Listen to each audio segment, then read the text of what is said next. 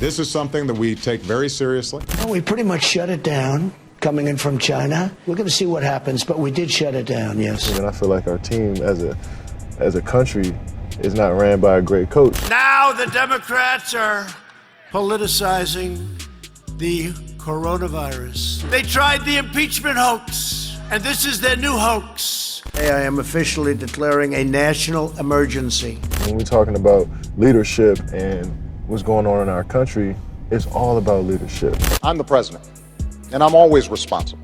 Yeah, no, I don't take responsibility at all. The glaring differences between an elected president and one foreign adversary inserted into our political system could not be more paramount in times of crisis. This has been a more aggressive Ebola outbreak than we've seen in the past. From Barack Obama, It's going to disappear. One day it's like a miracle. It will disappear. to the 45th president. During the Ebola outbreak in 2014, Obama sought to reduce the spread by utilizing the military to deploy both troops and medical personnel into West Africa to provide assistance and build treatment centers. Meanwhile, in 2018, the Trump administration fired the government's entire pandemic response chain of command, including the White House management infrastructure. Trust me, I'm like a smart person. Obama anointed a former vice presidential staffer, RONALD KLAIN, as a sort of epidemic czar inside the White House, clearly stipulated the roles and budgets of various agencies, and placed incident commanders in charge in each Ebola-hit country and inside the United States. You had a president who actually accepted and cultivated scientific advice, said Bina Venkarataman, who was the chief policy advisor to the President's Council of Advisors on Science and Technology. Donald Trump did not push for aggressive testing because the president, quote, made clear the lower the numbers on coronavirus, the better for his potential re-election this fall. Former Deputy National Security Advisor Ben Rhodes said, I think, importantly, what Obama did leave Trump as a global health infrastructure that we had set up informed by the lessons of the Ebola outbreak.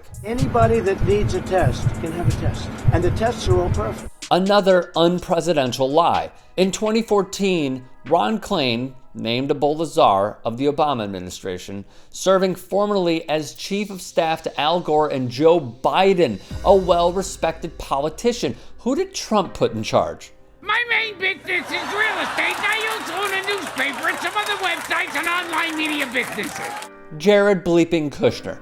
The president's wildly unqualified son-in-law is apparently playing a leading role in developing the White House's coronavirus response. Klain saw Trump's ill-informed attacks on Twitter, like the H1N1 swine flu epidemic killed thousands of people, and our response is one of the best. So Klain fired back. Facts: the Obama administration tested 1 million people for H1N1 in the first month after the first U.S. diagnosed case. The first U.S. coronavirus case was 50 plus days ago for March the 12th. And we haven't even tested 10,000 people yet.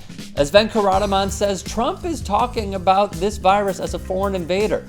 He is using a travel ban at this stage in the epidemic where we already have community spread. The virus is already here in the U.S. instead of talking about global operation to address the pandemic. This is just my hunch. And also talked about having a hunch about what he thinks is going on. instead of the scientific numbers. Exactly. A man so egotistical, he said in Scottish Parliament, he is the science. He is the expert. This is not the man to lead. It is the fraction of a human with the impulse of a 10-year-old and intelligence of a kindergartner. Want to limit the next catastrophe in this country? You know what to do. Sideline Trump and get to the polls. If you'd like to hear more thought-provoking content like TYT Sports on Facebook and to help in my journey to keep media independent, go to tyt.com/Rick.